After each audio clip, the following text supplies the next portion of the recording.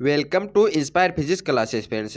दोस्तों आज हम आपके लिए लेकर के आ गए हैं प्रकाश विद्युत प्रभाव का पार्ट नंबर 3। इससे पहले वाले दोस्तों 2 पार्ट हैं, उसके अंदर मैंने आपको जो पहले वाले 47 क्वेश्चन है वो करवा दिया हूं। तो दोस्तों यदि आपने उन वीडियो को नहीं देखा है तो उन्हें भी देख लेना इसी वीडियो के बाद। और दोस्तों आज शुरुआत करते हैं हमारे पार्ट नंबर 3 की, और इसके अंदर अपन करेंगे इसके 48वें क्वेश्चन से आगे के क्वेश्चन है। तो शुरुआत करते हैं हमारे इस वीडियो की और देखते हैं इसका पहला क्वेश्चन है, यानी 48वें क्वेश्चन में क्या दिया हुआ है कि निम्न में से क्या प्रकाश की कण प्रकृति को दर्शाता है। दोस्तों आपको यहाँ पर 4 घटनाएं दी हुई हैं और आपको बताना कि कौन सी ऐसी घटनाएं हैं जो हमारी प्रकाश की कण प्रकृति को दर्शाती है, यानी उसको प्रदर्शित करती है। तो याद रखना दोस्तों, हमारा जो प्रकाश विद्युत प्रभाव होता है वह प्रकाश की कण प्रकृति को प्रदर्शित करता है, बल्कि दोस्तों हमारा जो अपवर्तन, व्यतिकरण एवं जो ध्रुवण होते हैं वो प्रकाश की तरंग प्रकृति को प्रदर्शित करते हैं। तो इस क्वेश्चन का राइट हो जाएगा ऑप्शन नंबर डी वाला।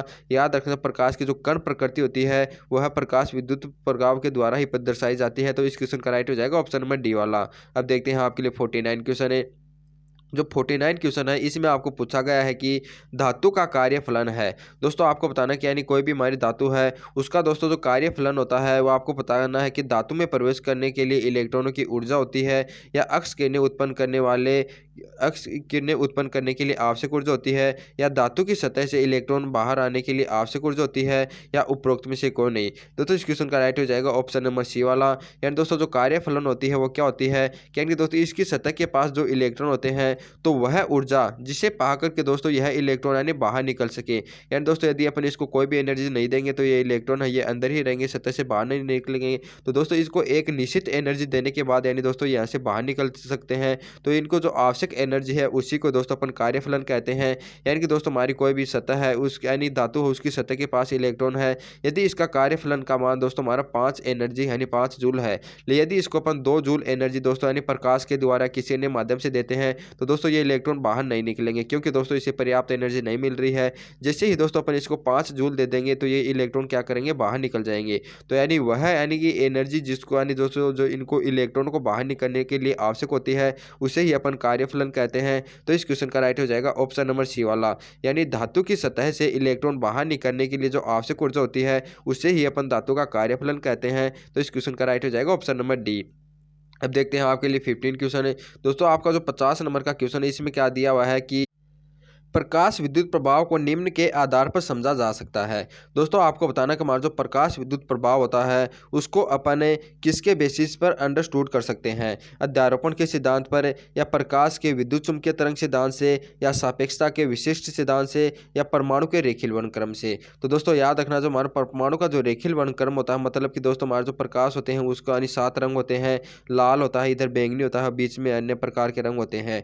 तो दोस्तों यानी कि जो हमारा जो परमाणु का जो रेखीय कर्म होता है इसके आधार पर दोस्तों हमारा जो फोटो इलेक्ट्रिक इफेक्ट है उसको अपन समझ सकते हैं, क्योंकि दोस्तों हम जानते हैं जो हमारा लाल रंग होता है उसकी आवृत्ति सबसे कम होती है और हमारा जो बैंगनी रंग होता है उसकी आवृत्ति सबसे अधिक होती है। तो जैसे ही दोस्तों अपन आवृत्ति का मान यदि इस पर बढ़ाते जाते हैं दोस्तों अधिक एनर्जी अपन इस पर आपतित कराएंगे तो दोस्तों इससे उत्सर्जित होने वाले जो इलेक्ट्रॉन है दोस्तों उसकी काइनेटिक एनर्जी का अध्ययन कर दिया जा यानी किया जा सकता है कि यानी कि कब उसकी काइनेटिक एनर्जी अधिकतम होती है, कब उसकी न्यूनतम होती है।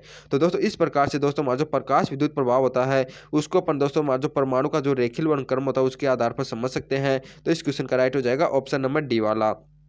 अब देखते हैं आपके लिए नेक्स्ट क्वेश्चन है। हमारा जो 51 क्वेश्चन है इसके अंदर क्या दिया हुआ है कि प्रकाश विद्युत प्रभाव में धात्विक सतह से उत्सर्जित इलेक्ट्रॉनों की गतिज ऊर्जा निर्भर करती है। दोस्तों हम जानते हैं जैसे ही अपन यानी दोस्तों किसी धातु पर प्रकाश आपतित करवाते हैं तो दोस्तों इससे इलेक्ट्रॉन उत्सर्जित होते हैं। तो दोस्तों जो उत्सर्जित इलेक्ट्रॉन की जो काइनेटिक एनर्जी है वो आपको बताना है कि यानी प्रकाश की तीव्रता पर निर्भर करेगी, या आवर्ती पर निर्भर करेगी, या प्रकाश की वेलोसिटी पर निर्भर करेगी, या तीव्रता एवं वेग दोनों पर निर्भर करेगी। तो दोस्तों याद रखना जो हमारी इसकी जो काइनेटिक एनर्जी है वो हमेशा प्रकाश की आवर्ती पर निर्भर करती है।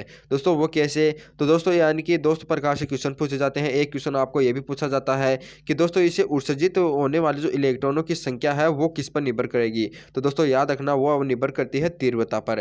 दोस्तों कैसे करते हैं, तो दोस्तों तीव्रता की आपको डेफिनेशन पता होना चाहिए। डिफिनेशन क्या होती है कि दोस्तों एकांक क्षेत्रफल से जो निकलने वाली जो फोटोनों की संख्या होती है, निकलने वाली जो एनर्जी की होती है उसी को ही अपन तीव्रता कहते हैं। और दोस्तों आवृत्ति क्या होती है, आवृत्ति हमारी एक ऊर्जा का रूप होती है, यानी E इक्वल टू होता है एच म्यू, आपने पढ़ा होगा।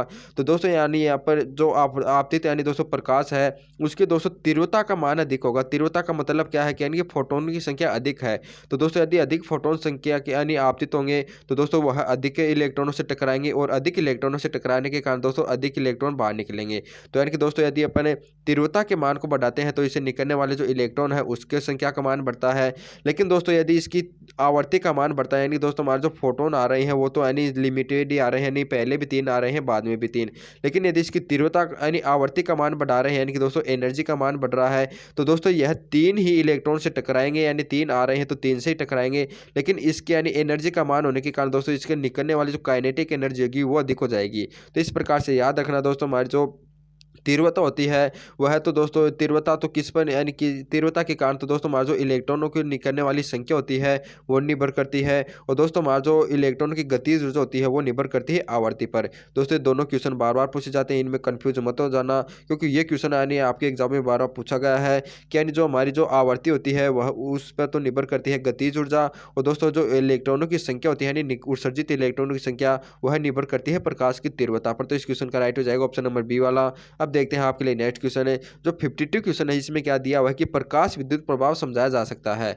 दोस्तों आपको बताना कि हमारा जो प्रकाश विद्युत प्रभाव होता है उसको अपन प्रकाश के कणिका सिद्धांत से समझा सकते हैं, या तरंग सिद्धांत से, या बोर सिद्धांत से, या क्वांटम सिद्धांत से। दोस्तों इस क्वेश्चन का राइट हो जाएगा ऑप्शन नंबर डी वाला। हमेशा याद रखना दोस्तों, जो प्रकाश विद्युत प्रभाव होता है उसको अपन इसके क्वांटम सिद्धांत से समझा सकते हैं। क्वांटम सिद्धांत का मतलब क्या है कि दोस्तों जो प्रकाश होता है दोस्तों वह छोटे छोटे क्वांटम के रूप में पाया जाता है, यानी कणों के रूप में पाया जाता है। और इसका दोस्तों एक जो पैकेट होता है, यानी जो एक क्वांटम होता है उसको अपन बोलते हैं फोटोन। यानी दोस्तों जो प्रकाश होता है वो फोटोन के रूप में पाया जाता है। और दोस्तों यानी फोटोन की जो क्रिया है उसी के द्वारा ही दोस्तों अपन प्रकाश विद्युत प्रभाव को समझ सकते हैं। यानी कि दोस्तों अपन जानते हैं जो प्रकाश विद्युत प्रभाव होता है वो कण प्रकृति को दर्शाता है, यानी दोस्तों जो हमारी अलग अलग क्वांटम है उसकी प्रकृति को ही दर्शाता है। और ये इसी से ही दोस्तों हमारा जो प्रकाश विद्युत प्रभाव वो समझा जा सकता है। तो इस क्वेश्चन का राइट हो जाएगा ऑप्शन नंबर डी वाला। अब देखते हैं आपके लिए नेक्स्ट क्वेश्चन। दोस्तों इस क्वेश्चन में ये जो कणिका सिद्धांत है दोस्तों इसका मतलब कण से नहीं है, ये अलग सिद्धांत है, इसको अपन बाद में पढ़ेंगे। तो यहाँ पर याद रखना इस क्वेश्चन का राइट हो जाएगा ऑप्शन नंबर डी वाला। अब है नेक्स्ट क्वेश्चन है हमारा जो 53 क्वेश्चन है, इसमें आपको क्या दिया हुआ है कि प्रकाश विद्युत प्रभाव के प्रयोग में आपतित फोटोन पूर्णतः गायब हो जाते हैं, या बढ़ी हुई आवृत्ति से बाहर निकलते हैं, या घटी हुई आवृत्ति से बाहर आते हैं, या आवृत्ति में बिना परिवर्तन के बाहर आ जाते हैं। दोस्तों आपको क्या बताना है कि हमारा जो प्रकाश विद्युत प्रभाव के अंदर क्या होता है कि कैथोड पर या दोस्तों किसी धातु पर जो हमारा फोटोन आपतित होते हैं, जो आवर्तित होते हैं, तो दोस्तों आपको बताना है कि वह यानी पूर्णतः गायब हो जाएंगे, या दोस्तों यानी वापस से बाहर निकलेंगे और यानी अधिक यानी आवर्ती से निकलेंगे, या घटी हुई आवर्ती से बाहर निकलेंगे, या आवर्ती में बिना किसी परिवर्तन के ही वापस निकल जाएंगे। दोस्तों इस क्वेश्चन का राइट हो जाएगा ऑप्शन नंबर ए वाला। याद रखना जो हमारा प्रकाश विद्युत प्रभाव होता है उसके अंदर दोस्तों हमारे जो फोटोन होते हैं वो पूर्णतः गायब हो जाते हैं, और इसकी दोस्तों जो एनर्जी होती है वो इलेक्ट्रॉन ग्रहण कर लेते हैं और इसे यानी धातु से बाहर उत्सर्जित हो जाते हैं। यानी दोस्तों फोटोन तो इसमें आपतित होते हैं और जो इलेक्ट्रॉन होते हैं वो उत्सर्जित होते हैं। तो याद रखना जो फोटोन होते हैं दोस्तों वो पूर्णतः गायब हो जाते हैं। तो इस क्वेश्चन का राइट हो जाएगा ऑप्शन नंबर ए वाला। अब देखते हैं आपके लिए 54 क्वेश्चन है, यानी दोस्तों जो 54 नंबर का क्वेश्चन है इसमें क्या दिया हुआ है कि जब पराबैंगनी किरणें धातु की प्लेट पर आपतित होती हैं तो प्रकाश विद्युत प्रभाव उत्पन्न नहीं होता है, यह निम्न के आपतित होने पर उत्पन्न होगा। दोस्तों आपको क्या बताना है कि दोस्तों हमारा जो प्रकाश विद्युत प्रभाव होता है उसके अंदर दोस्तों धातु की सतह पर यदि अपन यानी कि पराबैंगनी किरणें यदि आपतित करवाते हैं तो दोस्तों यानी कि इसके अंदर प्रकाश विद्युत धारा उत्पन्न नहीं होती है। दोस्तों यहाँ से इलेक्ट्रॉन नहीं निकलते हैं, यहाँ पर नहीं पूछते हैं। तो आपको बताना कि निम्न में से क्या आपतित इस पर कराएं जिससे कि दोस्तों यहाँ से इलेक्ट्रॉन निकल सके, यानी दोस्तों यहाँ पर प्रकाश विद्युत धारा वो हमारी उत्पन्न हो सके। दोस्तों इस क्वेश्चन का राइट हो जाएगा ऑप्शन नंबर ए वाला, क्योंकि दोस्तों अपन जानते हैं जो अक्स किरणों की दोस्तों हमारी जो आवृत्ति होती है यानी फ्रीक्वेंसी होती है उसका मान दोस्तों हमारे जो अल्ट्रावायलेट यानी दोस्तों हमारे जो पराबैंगनी किरणों की जो फ्रीक्वेंसी होती है उससे अधिक होती है। तो दोस्तों यानी पर अधिक यानी फ्रीक्वेंसी की आवृत्ति इस पर आपतित कराएंगे तो दोस्तों क्या होगा कि दोस्तों अधिक एनर्जी प्राप्त होगी इससे, जिससे क्या होगा कि इलेक्ट्रॉन दोस्तों बाहर निकल पाएंगे, और यदि इलेक्ट्रॉन बाहर निकलेंगे तो हमारी प्रकाश विद्युत धारा उत्पन्न हो जाएगी।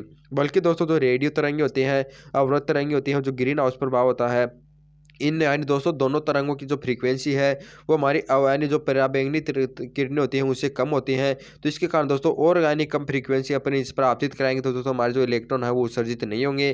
तो यदि अपन दोस्तों अक्स किरणों की जो फ्रीक्वेंसी अधिक होने के कारण यदि इसको अपन इस पर आपतित कराते हैं तो दोस्तों हमारे जो इलेक्ट्रॉन होंगे वो उसकी सतह से बाहर उत्सर्जित हो जाएंगे और हमारी जो प्रकाश विद्युत धारा होगी वह उत्पन्न हो जाएगी। तो इस क्वेश्चन का राइट हो जाएगा ऑप्शन नंबर ए वाला। अब देखते हैं आपके लिए नेक्स्ट क्वेश्चन है। हमारा जो 55 नंबर का क्वेश्चन है इसमें क्या दिया हुआ है कि प्रकाश विद्युत सेल एक युक्ति है फोटोन को जमा करने की या फोटोन की तीव्रता मापने की या फोटोन को यांत्रिक ऊर्जा में बदलने की या विद्युत ऊर्जा को संचित कर संचायक बैटरियों को प्रतिस्थापित करने की। दोस्तों आपको बताना कि हमारा जो प्रकाश विद्युत सेल होती है वो एक ऐसी युक्ति है, इसका कार्य क्या होता है। तो दोस्तों याद रखना जो प्रकाश विद्युत सेल होती है उसका कार्य प्रकाश की तीव्रता को मापने का कार्य होता है। क्योंकि जो प्रकाश विद्युत सेल से अपन क्या करते हैं कि जो एकांक क्षेत्रफल से निकलने वाली जो फोटोनों की संख्या होती है उसको मापते हैं। और हम जानते हैं दोस्तों जो तीव्रता होती है वो एकांक क्षेत्रफल से निकलने वाली जो एनर्जी या फोटोनों की संख्या होती है उसी के समानुपाती होती है। तो इस प्रकार से दोस्तों अपन जो प्रकाश विद्युत सेल होता है उससे अपन प्रकाश की तीव्रता को माप सकते हैं। तो इस क्वेश्चन का राइट हो जाएगा ऑप्शन नंबर बी वाला। अब देखते हैं आपके लिए नेक्स्ट क्वेश्चन है। हमारा जो 56 नंबर का क्वेश्चन है इसमें आपको क्या पूछा गया है कि संतृप्त प्रकाश विद्युत धारा का परिणाम निर्भर करता है। दोस्तों आपको बताना कि हमारा जो संतृप्त प्रकाश विद्युत धारा होती है उसका परिणाम होता है दोस्तों वह किस पर निर्भर करती है, आवर्ती पर, तीव्रता पर या कार्यफलन पर या निरोधी विभव पर। दोस्तों इस प्रकार के आपके पास दो क्वेश्चन आपके एग्जाम में पूछे जाते हैं। एक क्वेश्चन तो ये पूछा जाता है कि दोस्तों हमारा जो निरोधी विभव होता है वह किस पर निर्भर करता है, और दूसरा ये होता है कि जो अधिकतम धारा या जो हमारी संतृप्त प्रकाश विद्युत धारा होती है वह किस पर निर्भर करती है। तो दोस्तों अपन जानते हैं निरोधी विभव को अपन वी नोट से लिखते हैं और जो फ्रीक्वेंसी होती है यानी जो आवर्ती होती है अपन को वी नोट यानी वी म्यू से लिखते हैं। तो दोस्तों आप इस प्रकार से याद रखते हैं कि दोनों की यानी दोस्तों आकृति वो सेम है। तो इसके कारण दोस्तों जो निरोधी विभव होता है वो तो हमारी आवर्ती पर निर्भर करता है, बल्कि दोस्तों हमारी जो धारा होती है उसको अपन आई से डोनेट करते हैं और दोस्तों हमारी तीव्रता होती है उसको भी आई से डोनेट करते हैं। तो दोस्तों इस प्रकार से याद रख सकते हैं कि दोस्तों हमारी जो तीव्रता हो जाएगी वह यानी उस पर निर्भर करती है हमारी संतृप्त धारा। तो इस प्रकार से इस क्वेश्चन का राइट हो जाएगा ऑप्शन नंबर बी वाला। एंड दोस्तों प्रकाश की जो संतृप्त विद्युत धारा होती है या जो अधिकतम धारा होती है वह तो तीव्रता पर निर्भर करती है, बल्कि दोस्तों जो निरोधी विभव होता है यदि ये क्वेश्चन आपको पूछ लिया जाए तो दोस्तों वह निर्भर करता है फ्रीक्वेंसी पर यानी आवर्ती पर। तो इस प्रकार से दोस्तों इस क्वेश्चन का राइट हो जाएगा ऑप्शन नंबर बी वाला। अब देखते हैं नेक्स्ट क्वेश्चन है आपका दोस्तों जो 57 क्वेश्चन है इसके अंदर क्या दिया हुआ है कि किसी धातु की प्लेट से प्रति सेकेंड उत्सर्जित फोटोनों की संख्या बढ़ती है जबकि आतित फोटोन की ऊर्जा बढ़ती है, आवर्ती बढ़ती है, तरंगदैर्ध्य बढ़ती है, तीव्रता बढ़ती है। दोस्तों मैंने आपको बता दिया है कि दोस्तों यानी किसी धातु की सतह से यानी दोस्तों जो उत्सर्जित इलेक्ट्रॉनों की संख्या है वह कब बढ़ेगी, जब दोस्तों इसकी तीव्रता का मान बढ़ेगा। क्योंकि दोस्तों जो आवर्ती होती है, आवर्ती का मतलब तो क्या होता है यानी कि दोस्तों एक तरह से एनर्जी का यानी रूप होती है। तो दोस्तों यानी कि जो यानी आवर्ती का मतलब क्या है कि दोस्तों इस पर फोटोनों की संख्या है, आपतित फोटोनों की संख्या वो तो वही है लेकिन इसी की एनर्जी चेंज हो गई है। आवर्ती का मतलब ये है। और तो तीव्रता का मतलब क्या होता है कि एकांक क्षेत्रफल से गुजरने वाले फोटोनों की संख्या। तो इसकी तीव्रता का मान बढ़ाएंगे तो दोस्तों क्या होगा दोस्तों इस पर अधिक फोटोन आपतित हो रहे हैं, तो अधिक फोटोन आपतित होंगे तो दोस्तों यह अधिक इलेक्ट्रॉनों से टकराएंगे और अधिक इलेक्ट्रॉनों से टकराएंगे तो दोस्तों जो उत्सर्जित इलेक्ट्रॉनों की संख्या है उसका मान बढ़ जाएगा। लेकिन दोस्तों यदि आपको पूछा जाए तो इसकी जो यानी गतिज ऊर्जा होती है वह किस पर निर्भर करती है, तो दोस्तों गतिज ऊर्जा निर्भर करेगी आवर्ती पर और दोस्तों निकलने वाले जो इलेक्ट्रॉनों की संख्या है वह निर्भर करती है तीव्रता पर। तो इस क्वेश्चन का राइट हो जाएगा ऑप्शन नंबर डी वाला। यानी दोस्तों हमारा जो आपतित फोटोन है यानी दोस्तों जो आपतित फोटोन है उसकी तीव्रता का मान बढ़ाएंगे यानी कि दोस्तों इसकी संख्या बढ़ाएंगे तो दोस्तों हमारा जो उत्सर्जित इलेक्ट्रॉनों की संख्या है उसका मान भी बढ़ जाएगा। तो इस क्वेश्चन का राइट हो जाएगा ऑप्शन नंबर डी वाला। अब देखते हैं नेक्स्ट क्वेश्चन है आपके लिए जो 58 क्वेश्चन है इसके अंदर क्या दिया हुआ है कि प्रकाश विद्युत सेल में फोटो इलेक्ट्रॉन का उत्सर्जन होता है। दोस्तों आपको क्या बताना कि दोस्तों हमारा जो प्रकाश विद्युत सेल होता है उसके अंदर दोस्तों जो फोटोन इलेक्ट्रॉन होते हैं उसका दोस्तों उत्सर्जन होते हैं, उसके दोस्तों उत्सर्जन में समय लगता है वो कितना लगता है। तो दोस्तों याद रखना जैसे ही इस पर फोटोन आपतित होते हैं उसके 10 की पावर -8 सेकेंड के पश्चात दोस्तों जो इलेक्ट्रॉन होते हैं वो बाहर उत्सर्जित होते हैं। यानी कि दोस्तों जो अंदर की जो किरण होती है वह दोस्तों उसको होने में कितना समय लगता है 10 की घात -8 है। तो इस क्वेश्चन का राइट हो जाएगा ऑप्शन नंबर डी वाला। दोस्तों इंपॉर्टेंट क्वेश्चन है अच्छी तरह से नोट कर लेना। यानी प्रकाश विद्युत सेल होता है उसके अंदर दोस्तों जो फोटो इलेक्ट्रॉन होते हैं उनका जो उत्सर्जित होने में जो समय लगता है वो लगता है 10 की घात -8 सेकेंड। तो इस क्वेश्चन का राइट हो जाएगा ऑप्शन नंबर डी वाला। अब आपके लिए नेक्स्ट क्वेश्चन है हमारा जो 59 क्वेश्चन है इसमें क्या दिया हुआ है कि आइंस्टीन को किस खोज के लिए नोबेल पुरस्कार प्राप्त हुआ। दोस्तों आपको बताना कि हमारे जो आइंस्टीन वैज्ञानिक है उन्होंने यानी कि दोस्तों किसके लिए जो नोबेल पुरस्कार है वो प्राप्त हुआ था। द्रव्यमान ऊर्जा संबंध के लिए, या सापेक्षता का विशिष्ट सिद्धांत के लिए, प्रकाश विद्युत समीकरण के लिए, या ए व बी दोनों के लिए। तो इस क्वेश्चन का राइट हो जाएगा ऑप्शन नंबर डी वाला। दोस्तों याद रखना जो हमारे आइंस्टीन वैज्ञानिक है उनको दोस्तों नोबेल पुरस्कार मिला था जो हमारा प्रकाश विद्युत प्रभाव है उसकी खोज करने के उपलक्ष्य में ही। तो दोस्तों यानी प्रकाश विद्युत प्रभाव की खोज की, और दोस्तों हमारा जो प्रकाश विद्युत समीकरण है उसको इन्होंने स्थापित किया, उसी के कारण दोस्तों इसको नोबेल पुरस्कार प्राप्त हुआ था। तो इस क्वेश्चन का राइट हो जाएगा ऑप्शन नंबर सी वाला। अब आपके लिए 16 क्वेश्चन है। दोस्तों हमारा जो 60 नंबर का क्वेश्चन है इसमें क्या दिया हुआ है कि प्रकाश विद्युत प्रभाव के कारण धातु की सतह से उत्सर्जित इलेक्ट्रॉन की गतिज ऊर्जा प्रकाश की तीव्रता पर निर्भर नहीं करती, या आवर्ती पर निर्भर नहीं करती, या तीव्रता के प्रतिलोम के समानुपाती होती है, या तीव्रता के समानुपाती होती है। दोस्तों इस क्वेश्चन का राइट हो जाएगा ऑप्शन नंबर ए वाला। क्योंकि दोस्तों मैंने आपको बताया था कि यदि अपन तीव्रता का मान बढ़ाते हैं तो इसका मतलब क्या है, फोटोनों की संख्या बढ़ रही है, एकांक क्षेत्रफल से गुजरने वाले फोटोनों की संख्या। तो दोस्तों फोटोनों की संख्या बढ़ेगी तो यानी दोस्तों इसका जो इलेक्ट्रॉनों की संख्या है उसका मान बढ़ेगा। और दोस्तों यदि इस पर तीव्रता का मान बढ़ाएंगे तो तीव्रता का मान बढ़ाने पर दोस्तों इसकी गतिज ऊर्जा बढ़ती है। तो यहाँ पर दोस्तों हमें क्या दिया हो कि यह तीव्रता पर निर्भर नहीं करती, दोस्तों बिल्कुल सही है। बल्कि दोस्तों बी ऑप्शन में क्या दिया हुआ कि आवर्ती पर निर्भर नहीं करती, बल्कि दोस्तों ये आवर्ती पर निर्भर करती है। तो ये मैं ऑप्शन में गलती दिया हुआ है, राइट ऑप्शन हो जाएगा इसका ऑप्शन नंबर ए वाला। इस क्वेश्चन का राइट हो जाएगा ऑप्शन नंबर ए। अब देखते हैं आपके लिए नेक्स्ट क्वेश्चन है। दोस्तों हमारा जो 16 नंबर का क्वेश्चन है इसके अंदर क्या दिया हुआ है कि आइंस्टीन के प्रकाश विद्युत समीकरण के अनुसार इक्के इजक्वल टू एच मी माइनस फाइव इस समीकरण में इक्के के द्वारा दर्शाया गया है। दोस्तों आपको बताना कि हमारा जो आइंस्टीन का जो प्रकाश विद्युत समीकरण है इसके अंदर जो इक्के वाला पद है दोस्तों वो उसके द्वारा क्या दर्शाया गया है। तो दोस्तों अपन जानते हैं यानी कोई भी हमारा यानी धातु की सतह पर दोस्तों जो इलेक्ट्रॉन होते हैं उसको बाहर निकलने के लिए दोस्तों एक न्यूनतम एनर्जी की आवश्यकता होती है जिसे अपन बोलते हैं कार्यफलन यानी फाई। दोस्तों मान लेते हैं यदि अपन इसको एच में यदि अपन यानी ऊर्जा दे रहे हैं तो दोस्तों यानी फाई जो एनर्जी है दोस्तों इसको बाहर निकलने में लग जाएगी। तो बाकी की जो एनर्जी है दोस्तों हमारी एच पी माइनस के फाई दोस्तों यह जो यानी उत्सर्जित इलेक्ट्रॉन होते हैं उसकी काइनेटिक एनर्जी होती है। क्योंकि दोस्तों यानी टोटल एनर्जी ये दी गई है और दोस्तों इसको बाहर निकलने में जो एनर्जी खर्च हो गई वो हो गई हमारी फाई। तो दोस्तों जो हमारी यानी शेष एनर्जी बचती है वो उत्सर्जित यानी दोस्तों इलेक्ट्रॉन होते हैं उसकी जो हमारी मैक्सिमम काइनेटिक एनर्जी है वो होती है। तो इस प्रकार से इस क्वेश्चन का राइट हो जाएगा ऑप्शन नंबर सी वाला। दोस्तों यानी जो इक्के वाला पदार्थ में दिया हुआ है यानी एच पी माइनस का जो फाई है वो किसके बराबर होता है, जो उत्सर्जित इलेक्ट्रॉन होते हैं दोस्तों उसकी जो अधिकतम गतिज ऊर्जा होती है उसके बराबर। तो इस क्वेश्चन का राइट हो जाएगा ऑप्शन नंबर सी वाला। अब देखते हैं आपके लिए नेक्स्ट क्वेश्चन है। हमारे दोस्तों जो 62 नंबर का क्वेश्चन है इसमें क्या दिया हुआ है कि फोटोन से संबंधित निम्न में से कौन सा कथन असत्य है। दोस्तों आपको क्या बताना है कि हमारे दोस्तों जो फोटोन है उससे संबंधित यानी कौन सा कथन असत्य है यह आपको बताना है। दोस्तों पहला कथन आपको क्या दिया कि फोटोन यानी कोई भी सतह पर दाब नहीं डालता था, दोस्तों ये हमारा कथन असत्य हो जाएगा। दोस्तों याद रखना किसी भी सतह पर यदि अपन फोटोन को आपतित करते हैं या प्रकाश को आपतित करवाते हैं तो दोस्तों यह उस सतह पर दाब यानी डालता है। तो इस क्वेश्चन का राइट हो जाएगा ऑप्शन नंबर ए वाला। क्योंकि दोस्तों यानी जो हमारा फोटोन होता है उसको अपन किसी भी सतह पर यदि आपतित करवाते हैं तो उस सतह पर फोटोन द्वारा दाब लगाया जाता है, बल्कि हमें ऑप्शन में बताया गया है कि यह दाब नहीं डालता। दोस्तों बी वाला ऑप्शन है हमें इसमें क्या दिया कि फोटोन की ऊर्जा एच मी होती है। दोस्तों बिल्कुल सही है कि एनर्जी का जो फॉर्मूला होता है फोटोन की एनर्जी का फॉर्मूला वो एच मी होता है। तीसरा ऑप्शन क्या है कि दोस्तों फोटोन का विराम द्रव्यमान शून्य था, दोस्तों ये भी बिल्कुल सही है। यानी दोस्तों हमारा कोई भी फोटोन है यदि वह विराम अवस्था में है तो दोस्तों इसका जो द्रव्यमान होता है वो जीरो होता है। तो यह भी सही है और यानी उपरोक्त में से कोई नहीं। दोस्तों इस प्रकार से इस क्वेश्चन का राइट हो जाएगा ऑप्शन नंबर ए वाला। यानी ये ए वाला कथन में क्या दिया हुआ है, असत्य दिया हुआ है। अब है नेक्स्ट क्वेश्चन है हमारा दोस्तों 63 नंबर का क्वेश्चन है। इसमें क्या दिया हुआ है कि लैम्डा तरंग दैर्ध्य के फोटोन का संवेग होता है। दोस्तों हमेशा याद रखना जो हमारा जो फोटोन होता है दोस्तों यह यानी प्रकाशित तो है दोस्तों यानी कि जो गति होती है वो क्या होती है सी यानी 3 × 10⁻⁸ यानी दोस्तों प्रकाश की वेलोसिटी को अपन सी रखते हैं। तो दोस्तों याद रखना तो फोटोन की वेलोसिटी होती है वो हमारी सी होती है। दोस्तों मैं पूछा गया इसका संवेग होगा तो दोस्तों संवेग तो अपन इस फॉर्मूले से नहीं निकलेगा। संवेग के लिए तो मैंने आपको बताया था कि जो डी ब्लोटी तरंग होती है उसका जो फॉर्मूला मैंने आपको बताया था कि वो होता है H/p होता है। तो यहाँ से दोस्तों अपन यदि संवेग का मान निकालेंगे तो हमारा H/में लैम्डा हो जाएगा। तो इस क्वेश्चन का राइट हो जाएगा ऑप्शन नंबर ए वाला। यानी लैम्डा तरंग दैर्ध्य देखो दोस्तों फोटोन का जो संवेग हो जाएगा यदि इसका तरंग दैर्ध्य लैम्डा है तो दोस्तों इसका जो संवेग कितना हो जाएगा वो जाएगा H/में लैम्डा। अब है नेक्स्ट क्वेश्चन है आपका जो 64 नंबर का क्वेश्चन है, इसमें क्या दिया हुआ है कि गतिमान फोटोन का द्रव्यमान होता है।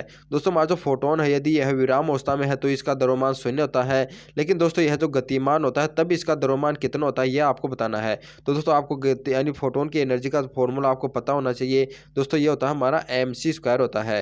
तो यहाँ से दोस्तों अपन इसका द्रव्यमान देखते हैं, वो हमें कितना प्राप्त होता है E/c² प्राप्त हो जाएगा। और मैंने आपको बताया था कि फोटोन की एनर्जी का एक और फॉर्मूला होता है hν। तो यहाँ से दोस्तों ई का मान यदि अपन hν रखेंगे तो हमारा hν/c² हो जाएगा, इसका यानी गतिमान द्रव्यमान। यानी यह यदि दोस्तों यह v वेलोसिटी से गतिशील है तो इसका जो द्रव्यमान कितना हो जाएगा हमारा hν। यानी दोस्तों अब फ्रीक्वेंसी यदि यह प्रकाश की वेलोसिटी से गतिशील है तो इसका जो द्रव्यमान कितना हो जाएगा hν/c। तो इस क्वेश्चन का राइट हो जाएगा हमारा ऑप्शन नंबर डी वाला यानी hν/c²। अब देखते हैं आपके लिए नेक्स्ट क्वेश्चन है हमारा जो 65 नंबर का क्वेश्चन है, इसमें क्या दिया हुआ है कि hν फोटोन के संवेग होता है। यानी hν दोस्तों आपका एक फोटोन है, उसकी एनर्जी आपको hν दी हुई है, तो इसका संवेग बताना है कितना होता है। तो दोस्तों याद रखना यानी संवेग अपन ये भी रखते हैं कि दोस्तों हमारा संवेग होता है mv, और हम जाते हैं फोटोन के लिए जो वेलोसिटी का मान प्रकाश की वेलोसिटी के बराबर होता है mc। और दोस्तों आपको पता होगा कि जो हमारा एनर्जी का जो फॉर्मूला होता है E= वो हमारा कितना होता है mc² होता है। तो यहाँ से दोस्तों अपने इसको यानी दोस्तों डिवाइड करते हैं, तो यानी कि दोस्तों E/p का मान हमें किसके बराबर प्राप्त हो जाता है, c के बराबर प्राप्त होता है। तो यहाँ से दोस्तों में p कितना प्राप्त हो गया E/c। और हम जानते हैं दोस्तों हमारा E होता है वो hν होता है। तो E का मान यदि अपन hν रखेंगे तो हमारा कितना प्राप्त हो जाएगा hν/c। तो इस क्वेश्चन का राइट हो जाएगा ऑप्शन नंबर बी वाला। दोस्तों एक बार फिर से देख लेना, क्योंकि दोस्तों अपन जानते हैं जो एनर्जी का फॉर्मूला होता है एक तो हमारा mc² होता है और दूसरा होता है दोस्तों h=mc। तो यहाँ से दोस्तों यदि इन दोनों को यदि अपन डिवाइड करेंगे तो E/h आपका कितना प्राप्त हो जाएगा, m से m कैंसिल हो जाएगा, c बच जाएगा।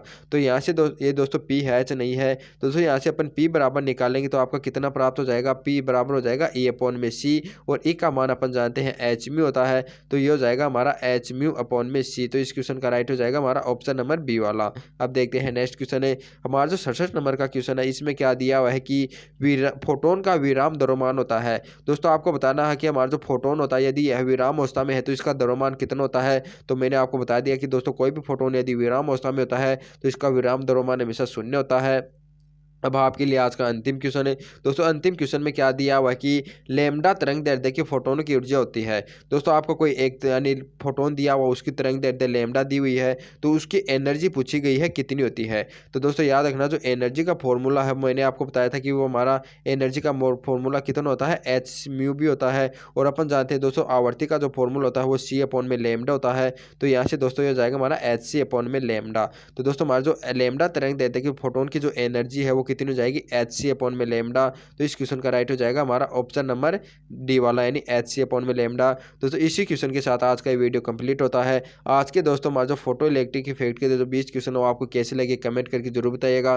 दोस्तों इसके लगभग यानी 2 पार्ट और आएंगे, तो दोस्तों ये भी यानी दोस्तों आप उनको भी जरूर देखना, क्योंकि दोस्तों यहाँ से आपके एग्जाम में क्वेश्चन जरूर फंसता है, आपको एक भी क्वेश्चन को स्किप नहीं करना है। हम मिलते हैं आपको इसके नेक्स्ट वीडियो में ऐसे ही अच्छे अच्छे क्वेश्चन के साथ। तब तक आप सभी को जय हिंद और अपनी पढ़ाई को रेगुलर जारी रखें। जय हिंद दोस्तों।